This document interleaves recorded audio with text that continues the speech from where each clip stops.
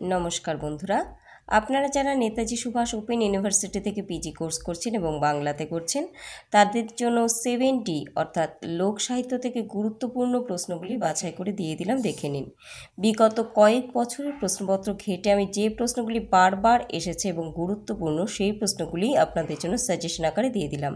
আপনারা জানেন আপনাদের 18 নম্বরের প্রশ্ন লিখতে হয় 2টি, প্রশ্ন আসে 4টি, 12 নম্বরে লিখতে হয় 3টি, প্রশ্ন আসে 6টি এবং 7 নম্বরের প্রশ্ন লিখতে হয় 4টি, প্রশ্ন আসে 8টি।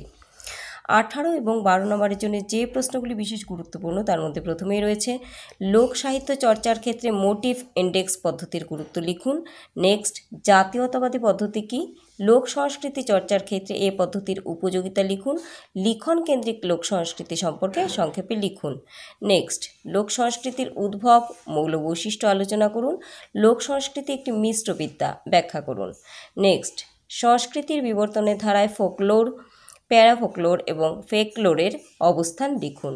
নেক্সট, জাদুর সংজ্ঞা ও শ্রেণীবিভাগ সহ দৈনন্দিন জীবনে তার প্রয়োগ সম্পর্কে আলোচনা করুন। 6, দ্বন্দ্বমূলক বস্তুবাদ কি? লোককথা চর্চায় এই দৃষ্টিভঙ্গির গুরুত্ব বিচার করুন। 7, লোকনাট্যের সাধারণ বৈশিষ্ট্যগুলি আলোচনা করুন। লোকনাট্য ও শিষ্ট নাটকের মধ্যে পার্থক্য এবং পারস্পরিকতা সম্পর্কে আলোচনা করুন। নেক্সট, ট্যাবু কি? ট্যাবু কি কেবল সংস্কার, না তার কোনো সমাজ বৈজ্ঞানিক উপযোগিতা আছে? নেক্সট, আমাদের টোটেম ধারণা গড়ে ওঠার সমাজ বৈজ্ঞানিক প্রেক্ষাপট আলোচনা করুন। 10, সমাজ জীবন ও ইতিহাসের সাক্ষী বাংলার লোক নৃত্যগুলো আলোচনা করুন। 11, মানুষের ধর্মধারণা গড়ে ওঠার পটভূমি আলোচনা করুন। ব্রত ও আলপনা সম্পর্কে সংক্ষেপে লিখুন। পরের প্রশ্ন, সর্ব আত্মাবাদ কি? আত্মার বৈশিষ্ট্য উল্লেখ করে আজকের দিনেও কিভাবে আত্মার বিশ্বাস কার্যকরী তা দেখান। নেক্সট, ভাওয়াইয়া শব্দের ব্যুৎপত্তিগত আলোচনা সহ এ দেশে এ গানের প্রচলন ও এর বিষয়বস্তু সম্পর্কে সংক্ষেপে লিখুন।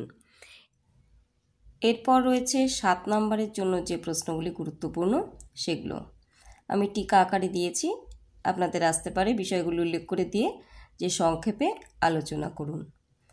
দেখে রাখুন, প্রত্যেকটি প্রশ্নই গুরুত্বপূর্ণ। যদি কোথাও বুঝতে অসুবিধে হয় অবশ্যই কমেন্টে জানান, আমি আর পড়ে দিলাম না, কমেন্টে তার উত্তর দিয়ে দেব। খুব ভালো করে প্রস্তুতি নিন, কারণ আপনাদের পরীক্ষা কিন্তু সামনেই, কাজেই ভালো করে প্রস্তুতি নিতে হবে, কারণ সিলেবাস কিন্তু অনেক বড় যা দেখতে পেলাম, কাজেই পড়তে হবে অনেক। আপনাদের আগামীর জন্য অনেক শুভেচ্ছা রইল।